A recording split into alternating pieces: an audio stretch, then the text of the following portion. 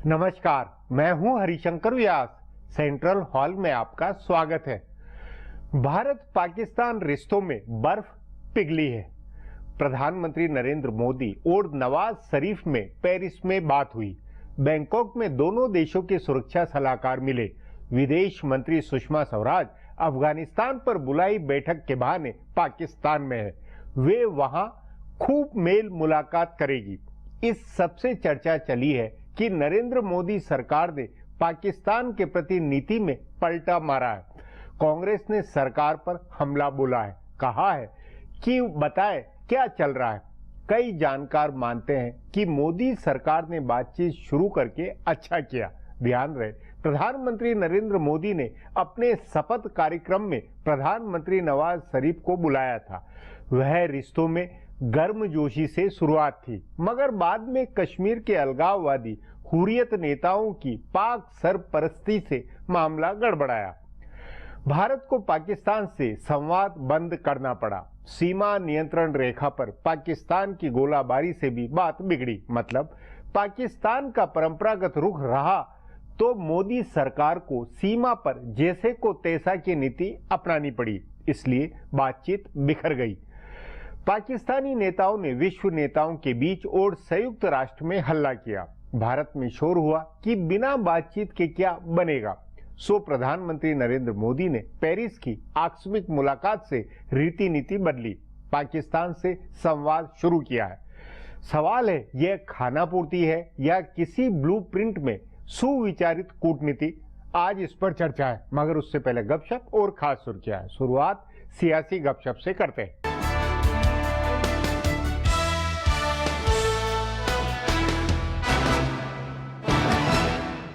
Congress party के रहनुमा इन दिनों बीजेपी और मरकजी हुकूमत से बुरी तरह से नाराज हैं। मामला सिर्फ नेशनल हेराल्ड केस में सोनिया और राहुल गांधी की मुश्किल बढ़ने का नहीं है, बल्कि कई और कानूनी पचड़े हैं, जिनमें एक के बाद एक कांग्रेस रहनुमा फंसते जा रहे हैं। कांग्रेस की ये नाराजगी ऐवान में कानूनी कामकाज पर असर डालेगी और इसे लेकर हुकूमत के पार्लियामानी मैनेजर भी नाराज हैं। कांग्रेस के एक सीनियर रहनुमा ने हुकूमत के एक मैनेजर से कहा कि अगर वजीर आजम नरेंद्र मोदी को कानूनी कामकाज में कांग्रेस की मदद चाहिए थी तो क्या वो सुब्रमण्यम स्वामी से बात कर के हेराल्ड का मामला ठंडे बस्ते में नहीं डाल सकते थे। इसी तरह कांग्रेस के एक सीनियर रहनुमा ने सवाल उठाया कि एक तरफ हुकूमत कांग्रेस की मदद चाहती है और दूसरी जानिब पी चिदम्बरम के बेटे कार्ति के दोस्तों की कंपनियों पर छापे मरवा रही है। कांग्रेस सदर सोनिया गांधी के दामाद रॉबर्ट वाड्रा मामले से भी कांग्रेस रहनुमा खासे नाराज हैं। एक तो हरियाणा के वजीर आला मनोहर लाल खट्टर ने 6 महीने में वाड्रा को जेल भेजने की बात कर दी। उसके बाद उन्होंने वाड्रा के जमीन सौदों की तफ्तीश कर रही जस्टिस ढिंगड़ा कमेटी की मियाद 6 महीने बढ़ा दी है। कहा जा रहा है कि जस्टिस एस.एन. ढिंगड़ा पूछताछ के लिए वाड्रा को बुला सकते हैं। हिमाचल के वजीर आला वीरभद्र सिंह और कैप्टन अमरिंदर सिंह की अहलिया परनीत कौर पर अलग तलवार लटक रही है। बिहार असेंबली इंतखाबात के नताइज का असर बीजेपी के कामकाज पर अब तक नजर आ रहा है। बताया जा रहा है कि नताइज से लगे सदमे से उबरकर पार्टी कमियों को दूर करने में जुट गई है। बिहार में पार्टी के कारकुनान और मुकामी रहनुमाओं ने मरकजी रहनुमा और सीनियर रहनुमाओं के घमंड का मामला उठाया था। उनकी शिकायत थी कि सीनियर रहनुमा मिलते नहीं हैं और उनकी बात नहीं सुनी जाती है। इसलिए अब खबर है कि मरकजी हुकूमत के वज़रा पार्टी के अराकीन पार्लियामेंट रहनुमाओं और कारकुनान को खास तरजीह देंगे। उनसे मुलाकात का खास वक्त तय किया जा रहा है। एक मुकर्ररा वक्त पर मरकजी वुज़रा पार्टी रहनुमाओं से मिलेंगे। ऐसे भी अगर कोई रुकन पार्लियामेंट या रहनुमा वुज़रा से मिलने का वक्त मांगता है तो वो उनसे मिलेंगे। पार्टी दफ्तर में भी वुज़रा के हमेशा बैठने के पुराने फैसले को नाफिज किया जा रहा है। बताया जा रहा है कि बिहार के नताइज के बाद जिस तरह पार्टी के रहनुमाओं ने बयानबाजी की, उसे रोकने के लिए ये कदम उठाया जा रहा है। पार्टी के आला रहनुमाओं का मानना है कि अगर मरकजी वजीर अपनी पार्टी के अराकीन पार्लियामेंट और दीगर रहनुमाओं से मुसलसल मुलाकात करते रहेंगे और उनकी शिकायतें सुनेंगे तो वो बाज़ाब्ता तौर पर बयान नहीं देंगे। इन बयानों से कारकुनान में गलत पैगाम जाता है। दरअसल बीजेपी उत्तर प्रदेश में ऐसी कोई गलती दोहराना नहीं चाहती जो बिहार में हुई है, इसलिए आगे और भी तब्दीलियां होंगी। हिंदुस्तान और पाकिस्तान के रिश्तों पर जमी बर्फ पिघलने लगी है। हालांकि स्ट्रेटेजिक मामलों के माहिरीन अभी इस बात को लेकर यकीन में नहीं हैं कि दोनों ममालिक की ये हमआहंगी कब तक कायम रहेगी, क्योंकि गुज़िश्ता 1.5 साल में पाकिस्तान को लेकर मरकजी हुकूमत ने अपनी पॉलिसी में कई तब्दीलियां की हैं। इसके बावजूद ये अंदाजा लगाया जा रहा है कि अब हिंदुस्तान और पाकिस्तान के बीच क्रिकेट सीरीज को मंजूरी मिल जाएगी। दोनों ममालिक के क्रिकेट बोर्ड पहले ही श्रीलंका में हिंदुस्तान और पाकिस्तान के बीच मैच कराने पर राजी हो गए हैं। पाकिस्तान हुकूमत भी इसके लिए तैयार है, लेकिन हिंदुस्तान की वजह से फैसला अटका हुआ है। 7 साल पहले 26 नवंबर को मुंबई पर हुए दहशतगर्दाना हमले के बाद हिंदुस्तान और पाकिस्तान के बीच क्रिकेट सीरीज बंद हो गई थी। हालांकि उसके बाद दोनों ममालिक आलमी कप जैसे मुकाबलों में आमने सामने हुए, लेकिन इन दोनों के बीच में कोई सीरीज नहीं हुई है। अब हिंदुस्तानी क्रिकेट कंट्रोल बोर्ड और पाकिस्तानी क्रिकेट कंट्रोल बोर्ड ने पहल करके वनडे और T20 मैचों की सीरीज को मंजूरी दी है। बीसीसीआई के सीनियर ओहदेदार और कांग्रेस रुकन पार्लियामेंट राजीव शुक्ला ने क्रिकेट सीरीज के लिए दबाव बनाते हुए कहा कि जब दोनों ममालिक के कौमी सलामती मुशीर मिल सकते हैं, वजीर आजम और वजीर खारजा मिल सकते हैं, तो क्रिकेट के रिश्ते बहाल करने में परेशानी नहीं होनी चाहिए। बहरहाल अगर सब ठीक रहा तो इसी महीने दोनों ममालिक के बीच क्रिकेट का मुकाबला शुरू हो सकता है। अब आज की सुर्खियां हैं, ये लीक से कुछ हटकर है और इनसे देश की दशा दिशा को बूझ सकेंगे।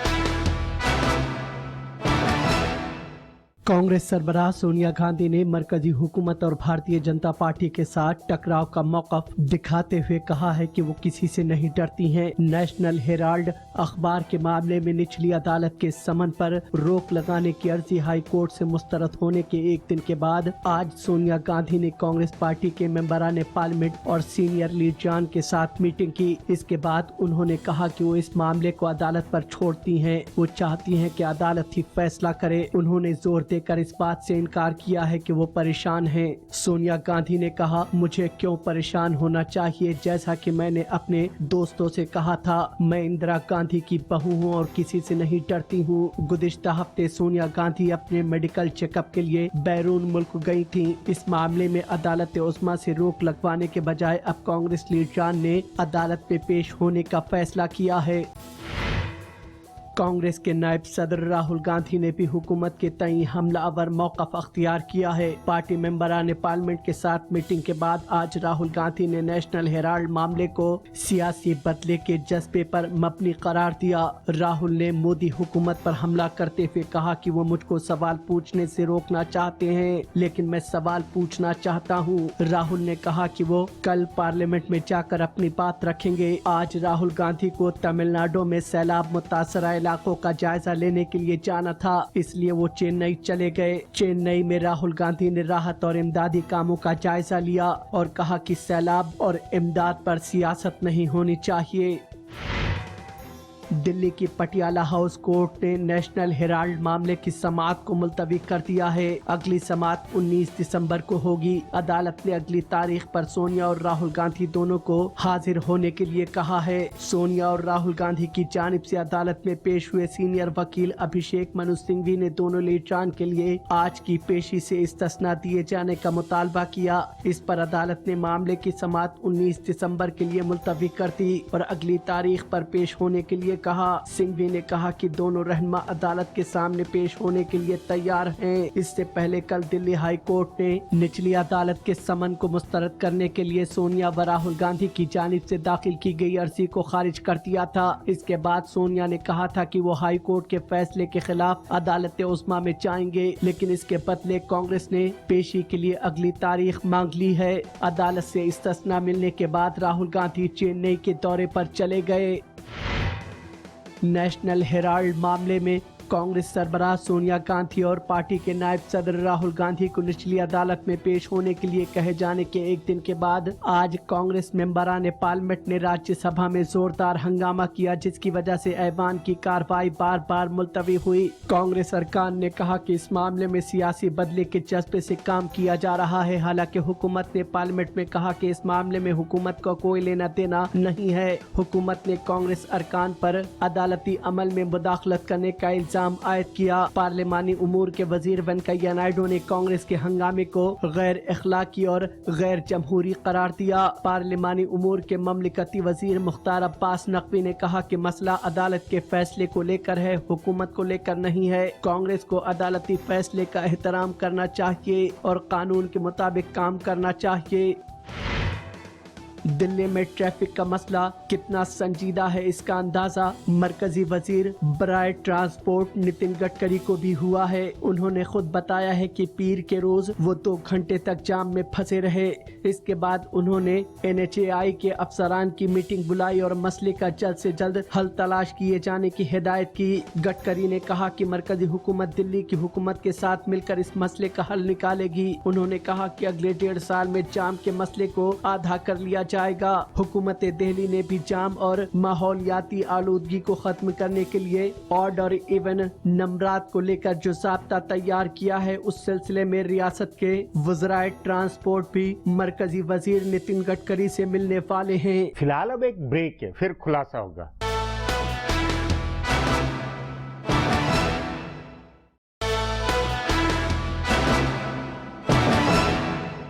भारत और पाकिस्तान में क्या रिश्ते हो सकते हैं, इस पर आजादी के बाद से विचार हो रहा है। पाकिस्तान में कंफ्यूजन नहीं है।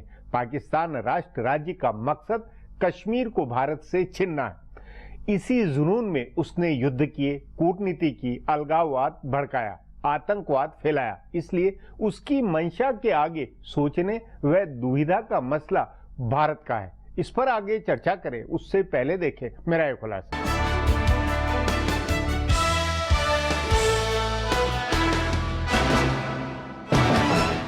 हिंदुस्तान और पाकिस्तान के रिश्तों पर जमी बर्फ पिघलने लगी है। गुज़िश्ता 10 दिन में जबरदस्त तब्दीलियां आई हैं। वजीर आजम नरेंद्र मोदी की पेरिस में पाकिस्तानी वजीर आजम नवाज शरीफ से मुलाकात हुई। उसके बाद दोनों ममालिक के कौमी सलामती मुशीर बैंकॉक में मिले और अब वजीर खारजा सुषमा स्वराज ने पाकिस्तान का दौरा करके वहाँ के रहनुमाओं से मुलाकात की है। बैंकॉक में अजीत डोवाल और नसीर जंजुआ के बीच दोनों ममालिक के बीच मुज़ाकरात के लिए सबसे अहम माने जा रहे दोनों मसले दहशतगर्दी और कश्मीर पर बात हुई। आगे भी दोनों ममालिक के बीच इन मसले पर बात होगी। जाहिर है कि दोनों ममालिक ने अपना रुख नर्म किया है। पहले हिंदुस्तान कश्मीर के मसले पर बात नहीं करना चाह रहा था, तो पाकिस्तान इस बात पर अड़ा था कि वो सिर्फ दहशतगर्दी के मसले पर बात नहीं करेगा, यानी अगर कश्मीर पर बात हो तभी दहशतगर्दी पर भी बात होगी। इसका मतलब है कि हिंदुस्तान कश्मीर पर बहस के लिए तैयार हुआ तभी मुज़ाकरात शुरू हो रहे हैं। कई लोगों को हिंदुस्तान का ये रुख पसंद नहीं है, लेकिन अगर पाकिस्तान के साथ रिश्ते सुधारने हैं, सरहद पर मुस्तकिल अमन की पहल करनी है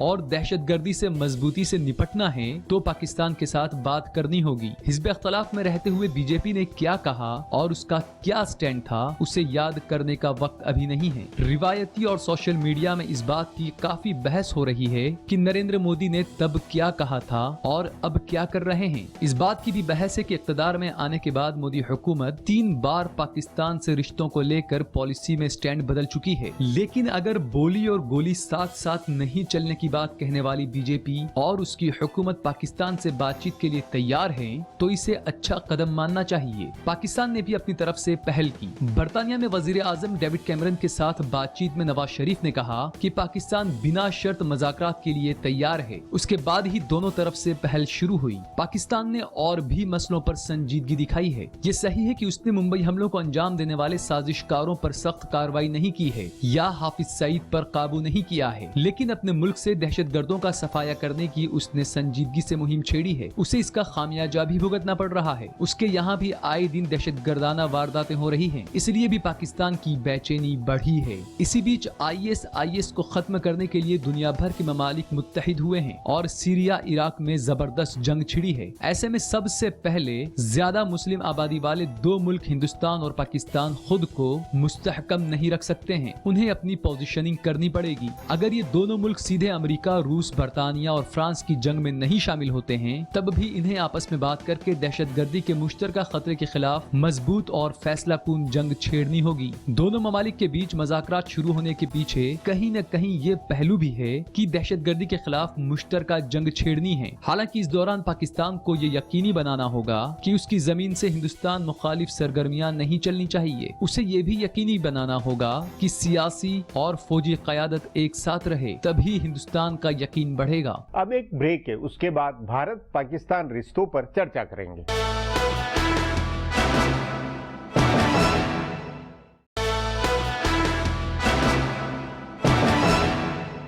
पाकिस्तान की रीति नीति में कितना परिवर्तन है और प्रधानमंत्री नवाज शरीफ की सेना और आईएसआई पर कितनी चलती है, इसी बात पर भारत पाक रिश्तों का भविष्य निर्भर है। बावजूद इसके पाकिस्तान अपनी कश्मीर बुनियाद को छोड़ रिश्ता चाहे, यह नामुमकिन है। इस पर चर्चा के लिए आज मेरे साथ सामरिक मामलों के जानकार उदय भास्कर हैं। उदय जी, भारत पाकिस्तान के बीच में बर्फ पिघली हुई लगती है। सुषमा स्वराज वहां अफगानिस्तान की बैठक के बहाने गई है और ये भी कयास है कि पूरा कंपोजिट बातचीत होगी। तो क्या लगता है ये आपको, ये जो हमारे रिश्तों की विरासत है, कभी सर्द कभी गर्म, उस रूटीन का हिस्सा है या सचमुच में दोनों तरफ कुछ नियत में परिवर्तन आया है? साहब, मुझे लगता है कि कुछ हल्का सा परिवर्तन का संकेत है। और कारण यह, जैसे आपने कहा, अगर आप अटल जी के जमाने से लेके आज तक समीक्षा करेंगे, करीब 16 साल का, बार बार ये ऐसे हुआ है कि बातचीत की हमने शुरुआत किया, आलाप से कोई राग पकड़ने की कोशिश से पहले कुछ ना कुछ ऐसे घटना हो जाता है, चाहे वो पार्लियामेंट के ऊपर अटैक हो या कारगिल या मुंबई, और फिर हमने रद्द कर दिया है। पर इस बार जिस प्रकार से नवाज शरीफ साहब ने माल्टा ने अपने कॉमनवेल्थ हेड्स ऑफ गवर्नमेंट पे उन्होंने एक इशारा दिया कि पाकिस्तान तैयार है बिना शर्तों का बातचीत करने के लिए। तुरंत उसके बाद पेरिस में इन दोनों की मुलाकात हुई, जिसको अखबारों ने पुल असाइड कहा है। और एक हफ्ते के भीतर, यानी कि कहाँ उनका मीटिंग हुआ था सोमवार को, और अगले 6 दिनों के बाद बैंकॉक में इनकी बैठक हुई, एनएसए और एफएस। मुझे लगता है कि कुछ पॉलिटिकल लेवल पे या कुछ सिग्नलिंग हुआ है, और एक प्रकार से अंतर्राष्ट्रीय माहौल भी बदल रहा है। नहीं, वही कि वैश्विक दबाव के कारण तो ये नहीं हो रहा है। दबाव नहीं, मैं कहूंगा कि पाकिस्तान और भारत शायद दोनों को इस बात का ध्यान देना है। आप देखिए, अभी पेरिस में हादसा हुआ था नवंबर 13 तारीख को, उसके बाद हुआ था ये कैलिफोर्निया में, जिसको सान बर्नार्डिनो कहते हैं, और अभी अगले हफ्ते पेशावर का सालगिरह है 16 दिसंबर को। पाकिस्तान के अंदर भी शायद उनको महसूस हो रहा है कि आप उदाहरण के लिए देखिए, सऊदी अरेबिया के ऊपर इस वक्त दबाव जो बढ़ रहा है अंतर्राष्ट्रीय मंच पे, कि वो इस प्रकार के दहशतगर्दी की विचारधारा को समर्थन दे रहे हैं। तो मुझे लगता है कि पाकिस्तान के अंदर भी उन्होंने कुछ ऐसे संकेत शायद पहचान लिया है कि अंतर्राष्ट्रीय माहौल जो है बिल्कुल इसके खिलाफ है, और इसलिए शायद मोदी साहब और नवाज शरीफ साहब के बीच में कुछ ऐसा, शायद मैं इसका नहीं, मतलब आप अटकलें कह रहा हूं कि ये स्पेकुलेशन है कि कुछ ऐसे सिग्नल्स शायद उन्होंने दोनों तरफ से आया है कि शायद हमको दोबारा ये डायलॉग को पटरी पे वापस लाना है। भारत के तरफ से काफी हमने फ्लेक्सिबिलिटी दिखाया। देखिए, कहां ऊफा में हमने कहा केवल टेररिज्म, अभी हमने कश्मीर को भी शामिल किया है, अदर इश्यूज को भी शामिल किया है, और हम इनके साथ बातचीत हमने बैंकॉक में किया, जबकि एक बार सुषमा जी ने बहुत स्पष्ट कहा कि भारत पाकिस्तान के बीच जो भी बातचीत है या पाकिस्तान में होगा या भारत में होगा। तो अर्थात ये कि भारत के तरफ से काफी फ्लेक्सिबिलिटी आई है, और शायद पाकिस्तान के तरफ से भी उन्होंने कुछ इशारा दिया होगा कि हम मान लीजिए मुंबई का ट्रायल को जल्दी करेंगे या हफीज सईद के ऊपर दबाव डालेंगे। जो भी भारत के एक्सपेक्टेशन है, इसमें एक ही मुद्दा स्लेटी है मेरी राय में, वो है हुर्रियत वाली बात।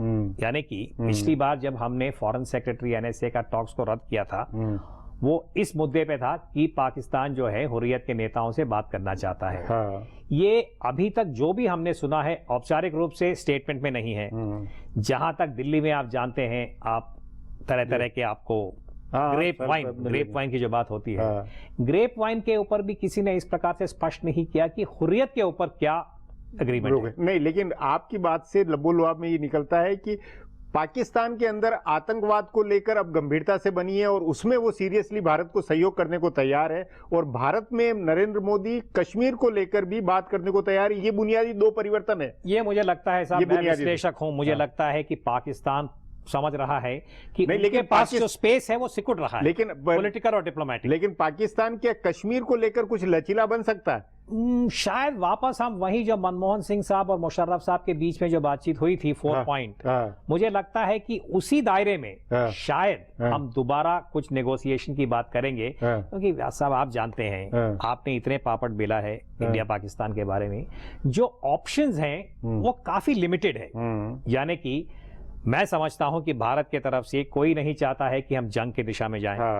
पाकिस्तान के तरफ से वो भी जानते हैं कि चाहे जंग हो, जैसे कारगिल हुआ था, वो कश्मीर को भारत से छीन नहीं सकते हैं।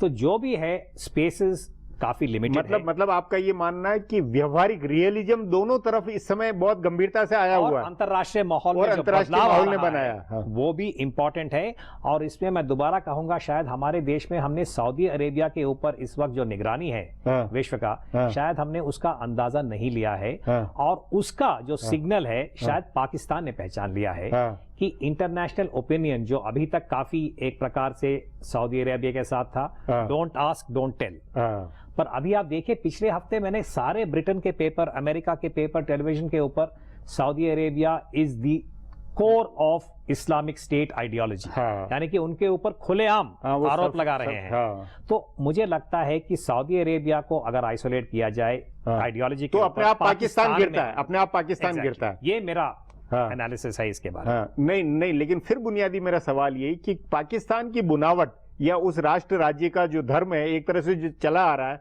वो तो कश्मीर ले देकर कश्मीर है। उस कश्मीर को लेकर आईएसआई हो या पाकिस्तानी फौज हो, वो कुछ कोई कहीं कंप्रोमाइज करने की मूड में, या फिर हम खामो ख्याली में? पाकिस्तान आर्मी का जो है, मुझे बार बार लगता है कि वो बेताल वाला कहानी है, यानी कि बेताल 25 की तरह वो कोशिश करते हैं पर अंत में वापस वहीं पे चले जाते हैं। यही पाकिस्तान की बार बार की वो भले कोशिश हो जाए, सऊदी अरब हो जाए, वैश्विक देश हो, लेकिन अंततः जब वो कोर मुद्दे पर आएगा तो फिर वही ढाक के 3 पात नहीं होंगे।